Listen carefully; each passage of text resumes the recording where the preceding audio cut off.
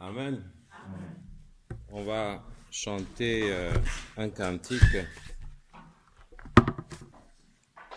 Miséricorde insondable, Dieu peut-il tout pardonner et absoudre un si grand coupable et mes péchés oubliés? Jésus, je viens à toi, tel que je suis, je viens à toi. Jésus, je viens à toi, tel que je suis, prends-moi. J'ai longtemps se provoquer son saint courroux, fermer mon cœur à sa grâce, blesser le sien devant tout. Jésus, je viens à toi, tel que je suis, je viens à toi. Jésus, je viens à toi, tel que je suis, prends-moi. Oh Jésus, à toi je cède, je veux être libéré de tout péché qui m'obsède, être à jamais délivré. Jésus, je viens. Oh, je viens à toi, tel que je suis. Je viens à toi. Jésus, je viens à toi, tel que je suis, prends-moi. Alléluia, plus de doute, mon fardeau m'est enlevé, et pour le ciel je suis en route, heureux pour l'éternité. Jésus, je viens à toi, tel que je suis, je viens à toi. Jésus, je viens à toi, tel que je suis, prends-moi. Alléluia. Amen. Jésus, je viens à toi, tel que je suis. Amen. Longtemps, j'ai, loin de ta face, provoqué ton saint courroux. Amen. Amen. Jésus, je viens à toi, tel que je suis. Ô Jésus, à toi je cède. Je veux être libéré de tout péché qui m'obsède, être à jamais délivré. Amen. Amen. Être libéré de tout péché qui m'obsède. De tout péché qui m'obsède. Et être à jamais libéré. Ce péché dans lequel je tombe si facilement. Même quand j'ai pris de bonnes résolutions, même quand j'ai pris de bonnes décisions, mais il arrive un moment où blanc, je me retrouve dedans,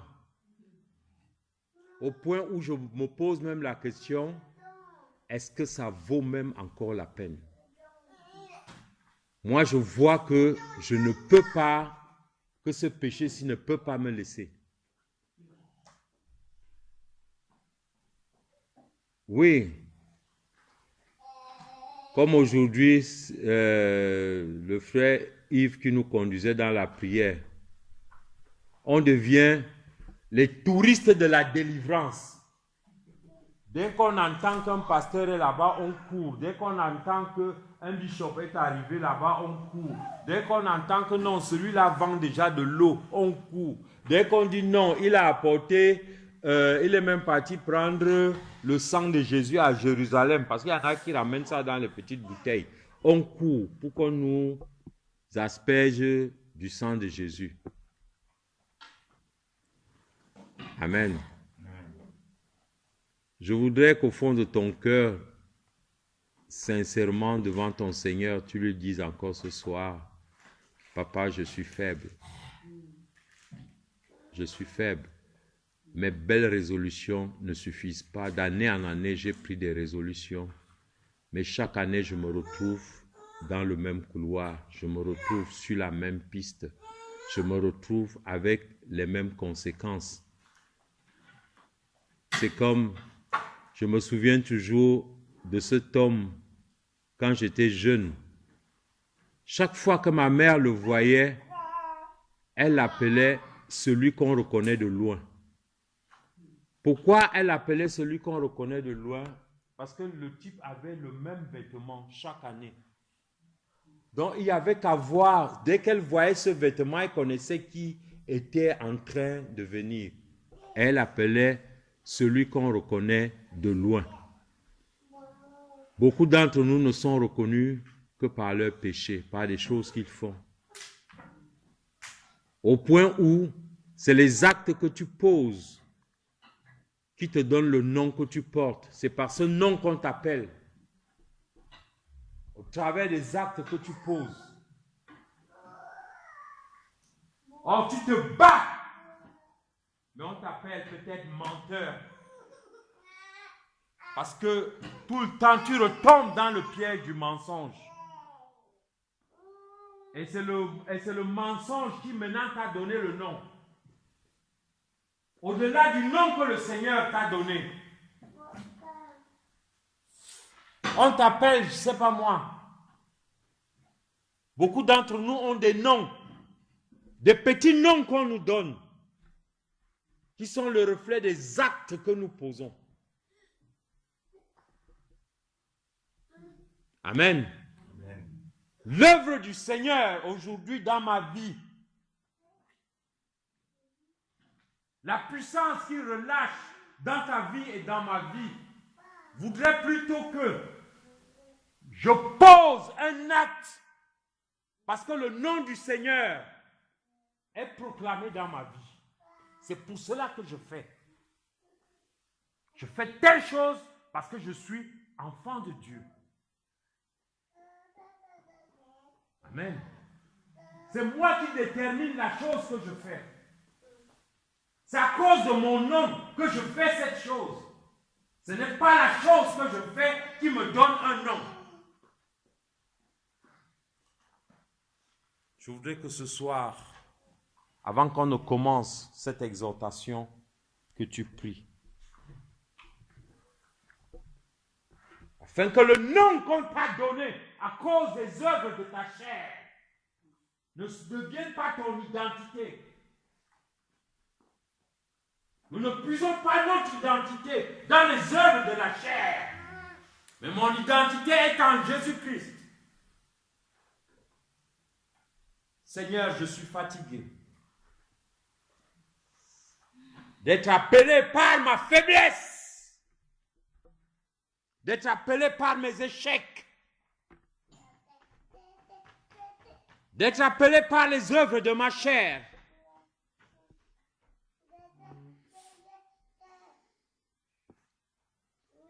Je suis seul. Peut-être je suis seul à ressentir ça. Peut-être je suis seul à ressentir que je porte ce nom seul.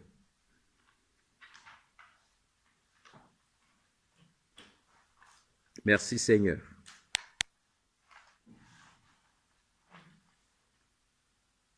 Merci Seigneur. Merci Seigneur.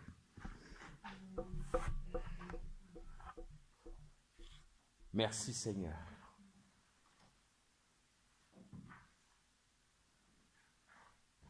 Merci Seigneur. Deux enfants sont nés le même jour.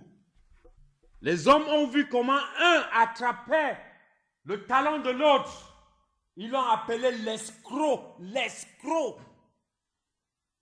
l'usurpateur, le voleur. Un jour,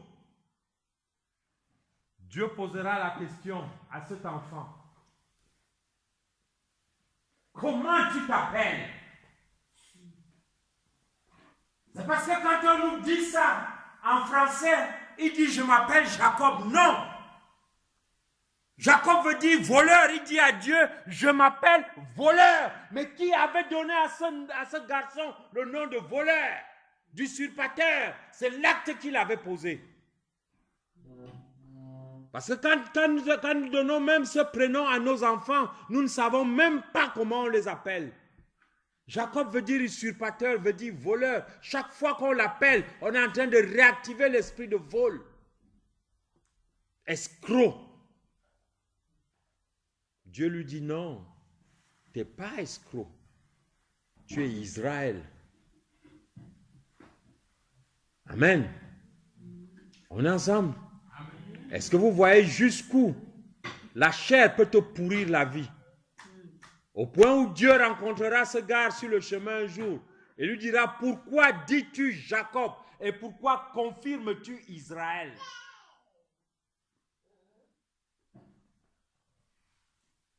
Pourquoi est-ce que Jacob continuait à influencer la vie d'Israël? Si nous ne prenons garde, ce péché qui nous obsède souvent deviendra l'obstacle pour notre vie, dans notre vie avec le Seigneur, dans la marche avec le Seigneur, au-delà de tout ce qui a été fait. Nous ne lirons pas un nouveau texte aujourd'hui. Nous resterons dans le texte que nous avons vu à la dernière veillée. Le texte de Nombre 14, on va le relire.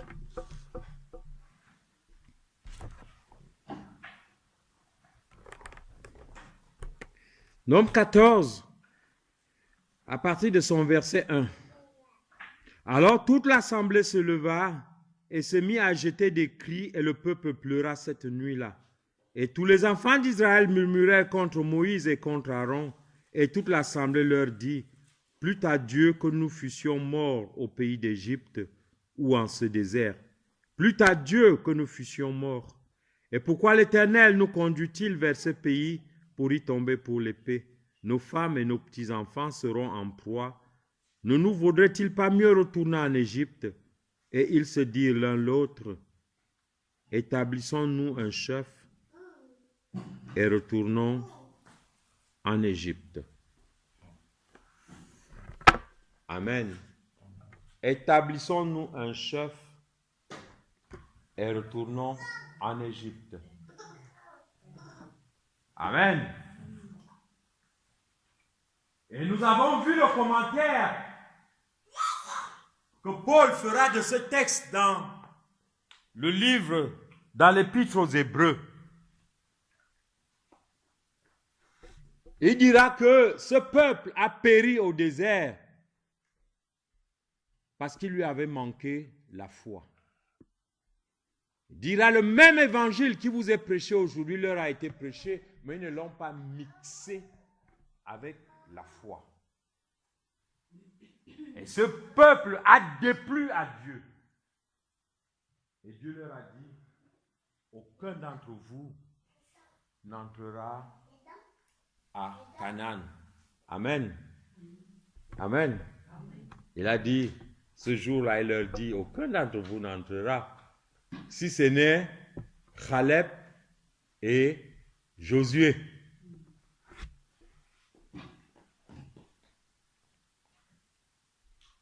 Aucun d'entre vous n'entrera si ce n'est qui?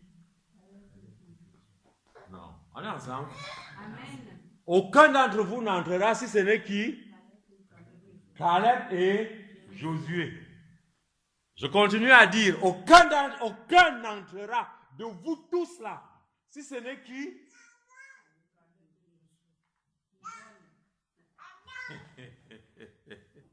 Aucun. Sois béni. Sois béni. Amen.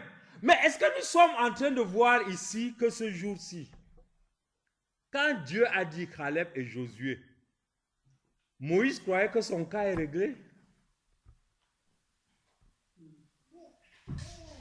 Que lui va entrer? Enfin, ce n'est pas ça la prédication d'aujourd'hui. Amen.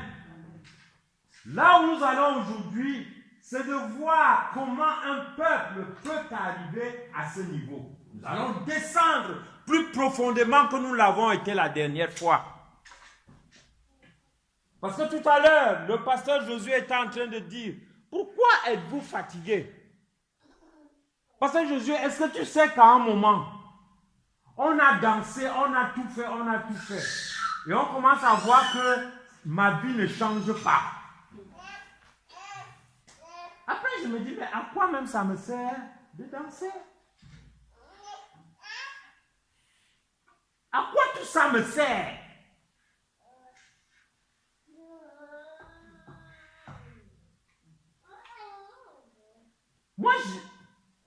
Pour moi, c'est l'évangile pratique. Ce qui concerne notre vie de tous les jours. Amen. Parce que ce peuple qui arrive ici et qui dit retournons en Égypte, on a d'abord lui dit, pourquoi le monde nous a enlevés en Égypte? Alors pourquoi nous ne sommes pas morts en Égypte? Trouvons-nous un chef pour rentrer en Égypte. Amen. Nous comprenons ici que le problème n'est pas tant, pasteur Josué, Hilaire, que Dieu te sorte de l'Égypte. Dieu va te sortir de l'Égypte. Mais est-ce que l'Égypte sort de toi?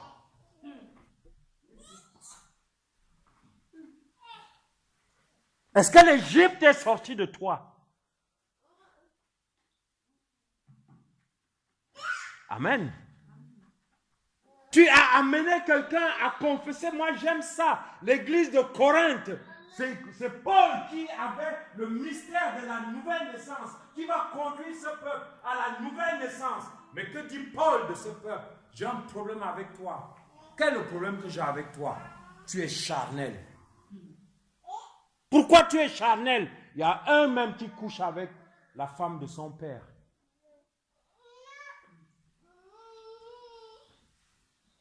Amen. Ces gens qui sont nés de nouveau, c'est des choses qu'ils pratiquaient avant leur nouvelle naissance. C'était leur Égypte. Mais ils sont nés de nouveau. Amen. Mais ils rentrent où? Ils rentrent en Égypte. Nous devons comprendre ici que l'Égypte, la sortie de l'Égypte, l'exode est une image de mon salut et de ma rédemption.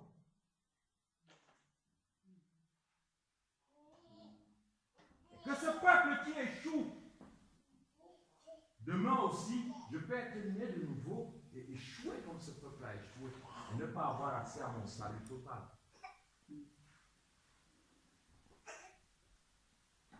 Amen.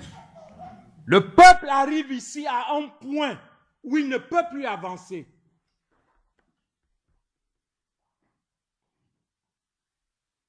L'ultime combat pour accéder à son salut devient plus compliqué pour lui que de rentrer là où il était en Égypte. C'est ça la douleur et la souffrance. L'Égypte qui représente la maison de la servitude, la maison de la tristesse, la maison de la souffrance, la maison du mépris. Comment ce peuple peut-il penser aujourd'hui que c'est dans cette maison-là qu'il vivra heureux? Quelles sont les images qui naissent dans ce peuple pour lui faire penser que l'Égypte aujourd'hui représente quelque chose de bien pour lui? Amen. Ils ont entendu quelque chose. Et la chose qu'ils ont entendue les a mis dans le désespoir. Ils n'espèrent plus. Tout espoir est arrêté. Et quand l'espoir est arrêté, on ne peut plus avancer. Quand l'espoir est arrêté, c'est le passé qui devient important pour nous. Notre imagination crée des images qui nous font penser que c'est ce que nous avons vécu dans le passé qui est important, au-delà de ce que ce passé a été. Ils préfèrent rentrer, se vautrer dans la boue. Combien de fois vous avez eu des gens qui sont nés de nouveau et qui sont venus à l'église, et quand on leur a montré le chemin de la consécration, le chemin de la sanctification, le chemin de la marche victorieuse avec le Seigneur Jésus, ils ont dit: vos histoires là, je me sentais mieux dans le monde, et vous les retrouvez là-bas.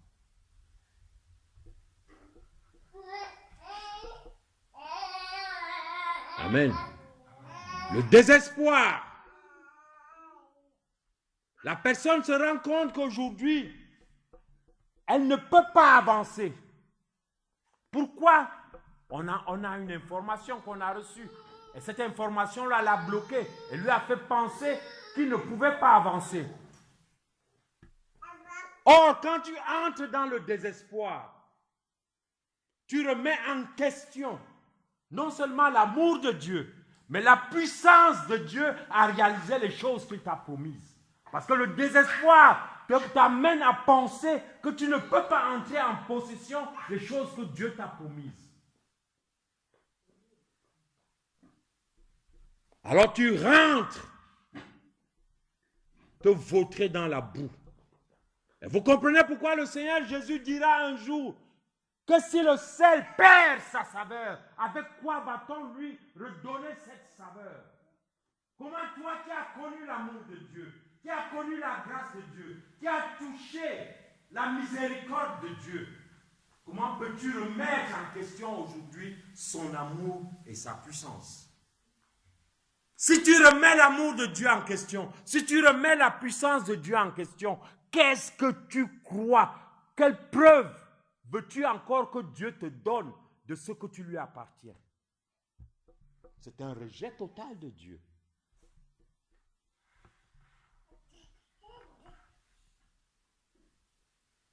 Amen.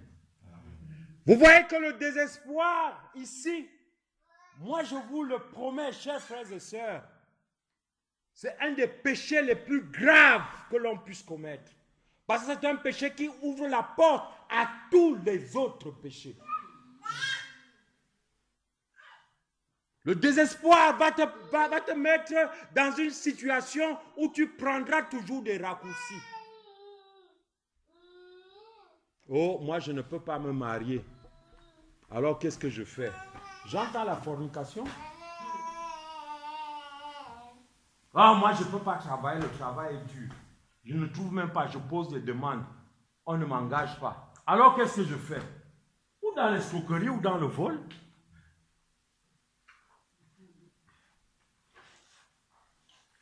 Amen.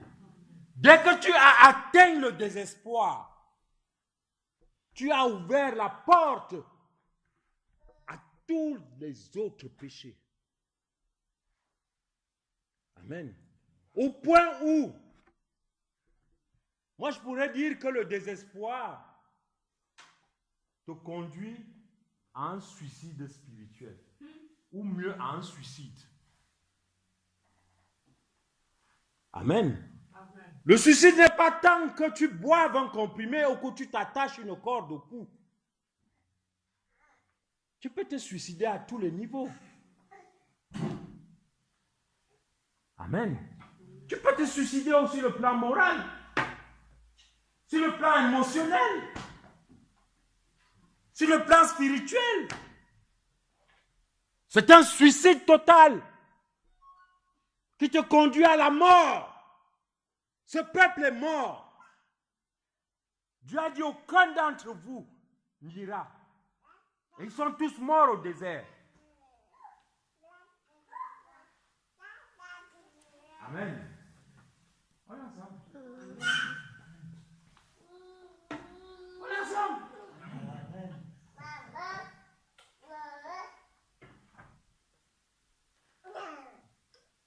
Vous savez,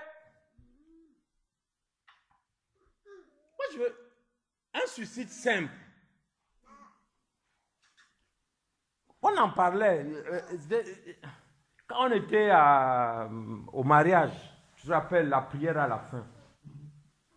Elle disait qu'ici, il faut bénir ce couple. Parce qu'en le bénissant, vous réactivez l'amour dans vos maisons. Parce que beaucoup d'entre vous aujourd'hui ne vivent plus cet amour. Tu te rappelles? Vous voyez? Il y a des couples ici qui vivent cette forme de suicide à cause du désespoir. À la maison, le mari fait ce qu'il veut. La femme fait ce qu'elle veut. Les enfants font ce qu'ils veulent. Ah, moi, je te donne à manger parce que je suis aussi là. Elle tourne ça comme ça, elle vient te jeter à table. Tu te débrouilles avec. Si même le soir, tu lui dis que viens ici, il y a même quoi? Elle vient là, elle se met, tu veux, moi, je suis là. S'il y a 20 minutes, elle commence à lire 20 minutes, tu finis de transpirer là. Tu as la chair, mais tu n'as pas l'esprit, tu n'as pas l'âme de la personne. Et c'est ça l'amour.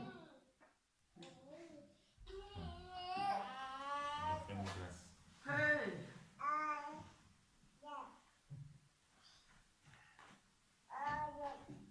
Amen. Amen. Pourquoi quand le Seigneur nous montre les chemins de la vie, les chemins de la marche avec lui, comment nos foyers doivent fonctionner, comment est-ce que la femme doit vivre avec son mari dans la soumission, comment le mari doit aimer la femme, comment les enfants doivent être sous l'autorité, comment le père ne doit pas frustrer les enfants. Mais quand au bout de tout ça, dans les difficultés, on commence à dire « Ah, l'enfant s'y est, moi je n'ai plus de solution. » Tu es dans le suicide. Moi, je sais plus ce que je vais faire avec ma femme. Tu es dans le suicide. Mon mari m'a déjà dépassé. Tu es dans le suicide. Tu es déjà rentré où? En Égypte.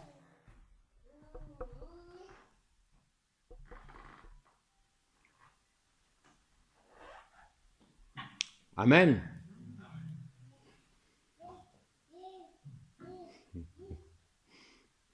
C'est pas moi. C'est pas moi, c'est le texte. Amen. Nous devons comprendre ces choses-là.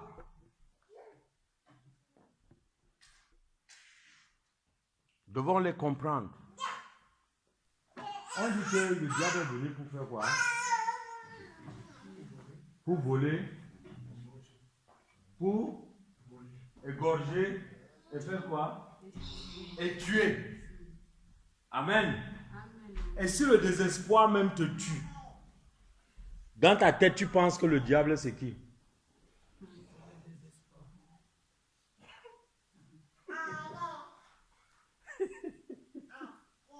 Amen. Le diable, c'est qui? Le diable, c'est le désespoir. Amen. Si tu entretiens le désespoir, tu entretiens qui? Et dites-moi un seul instant, est-ce que Dieu et le diable vivent au même endroit? La meilleure façon, la solution la plus simple de chasser Dieu de ta vie, de les chasser de ta maison, de les chasser de tout ce que tu fais.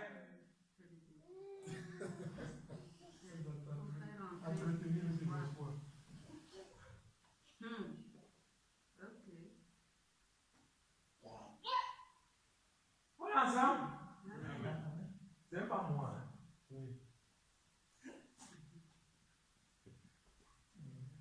Amen. C'est le désespoir.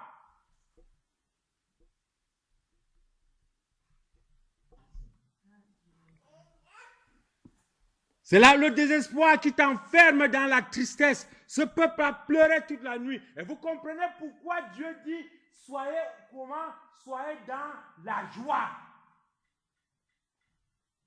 Soyez dans la joie. Parce que c'est dans la joie que je veux vivre.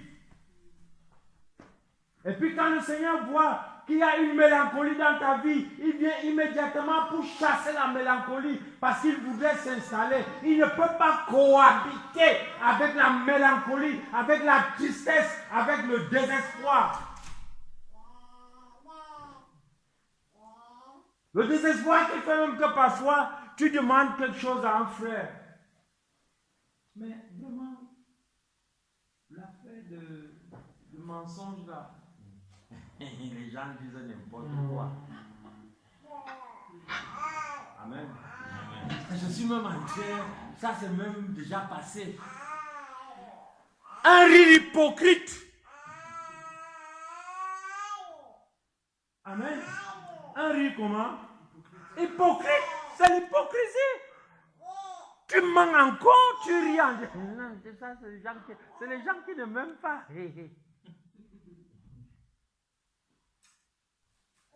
Amen. On va te mettre à genoux pour supplier ton Dieu. Amen. Le quoi?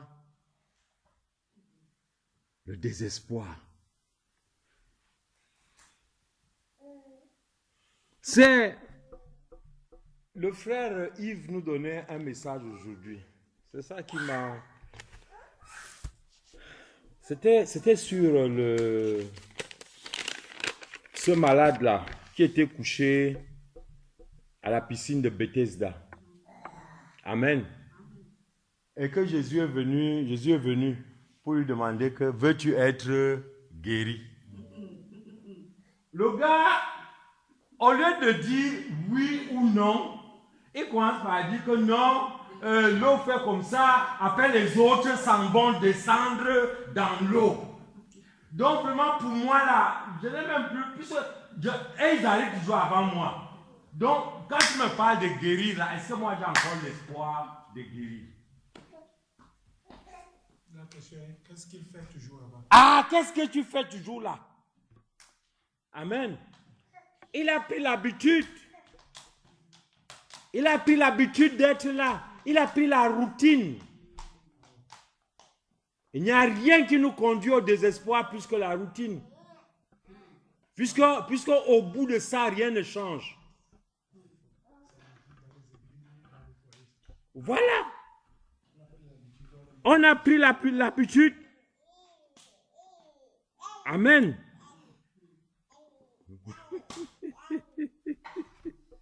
On a pris l'habitude. On va faire comment? Amen. Que Dieu nous délivre du désespoir. Amen. Le désespoir dans ce que nous faisons, le désespoir dans ce que nous vivons, le désespoir dans notre environnement. Il y a plein de choses que nous pouvons voir, contre lesquelles on est en train de se battre, qui n'avancent pas, qui résistent, qui ne bougent pas. Amen. La seule chose que Dieu ne veut pas voir dans ta pensée et dans ta prière et dans ton âme, c'est le désespoir.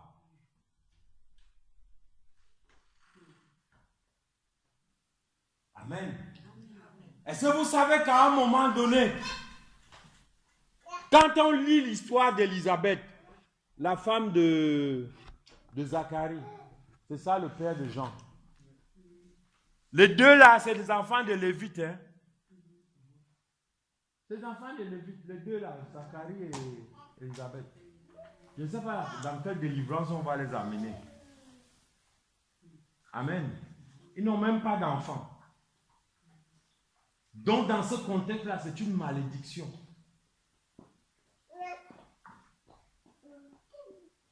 C'est une malédiction. Amen. Ce qui est intéressant, c'est que Zacharie continue à aller attendre la possibilité qu'il a de rendre ministère. Parce qu'on tirait encore au sort les gens qui pouvaient faire le sacrifice au temple. On tirait au sort. Donc il n'était même pas sûr. Il y a des gens qui ont été lévites en Israël et qui sont morts sans jamais accomplir le ministère. Mais dans tout ça, toutes les moqueries qui étaient là, dans tout ce qui se disait de lui, il attendait quand même, il espérait de rendre service à qui? À Dieu. Et un jour, il est entré. Amen. Un jour, il a fait comment? Il est entré pour accomplir le ministère. Ce qui est intéressant, c'est ce qui se passe dedans. Pendant qu'il accomplit le ministère pour la multitude, Dieu lui dit quoi? Zacharie, tes prières sont comment? Exaucées. Il dit quelle prière? Est-ce que je suis encore en train de prier? Amen. Ce qui est intéressant, moi j'aime ça, c'est que pendant que Zacharie est en train d'accomplir le ministère dans le lieu saint, le reste du peuple prie où? Dehors. Prie dehors. Ouais. Qui priait aussi dehors à un moment? Zacharie. Parce que lui aussi, avant qu'il n'accède là-bas, lui aussi priait où? Il priait dehors. Amen. Est-ce que tu vois à quel moment cela doit s'accomplir? Ça, c'est la bonne nouvelle pour toi et pour moi aujourd'hui. Amen. Toutes les prières que tu as faites là. Amen. Garde seulement en tête le ministère que tu dois accomplir pour ton Dieu. Amen. Un jour, tu n'auras même plus besoin de prier. Mais Dieu te dira que tes prières sont comment? Tes prières sont accomplies. Amen. À cause de ta persévérance, à cause de ce que tu as gardé en tête, l'espérance de ce que Dieu, de tout ce que Dieu a promis, va s'accomplir. Amen. À cause de ce qu'à un moment, tu ne t'es pas découragé, que tu n'as pas regardé derrière. À cause de ce qu'à un moment, tu n'as pas pensé que l'Égypte était devenue plus importante que la promesse que Dieu t'a donnée. Amen. Et c'est comme si j'étais seul. Amen. Amen. Amen. Ou bien alors je n'ai pas beaucoup dit ce que vous voulez. Amen. On est ensemble. Amen. Est-ce que vous voyez, est-ce que quelqu'un peut me donner le premier désespoir dans la Bible?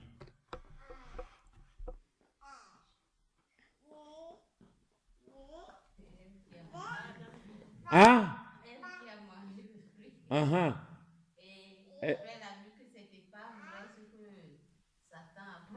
Elle est allée faire quoi? Elle est allée se cacher. Elle ne pensait même pas qu'elle pouvait... Amen. Oui. On peut trouver plein d'exemples comme ça. Amen. Où il va se cacher. Et vous comprenez dès lors que le problème n'est pas que j'ai péché. Le problème n'est pas que le désespoir m'a conduit au péché. Mais le problème est, qu'est-ce que je deviens quand j'ai péché?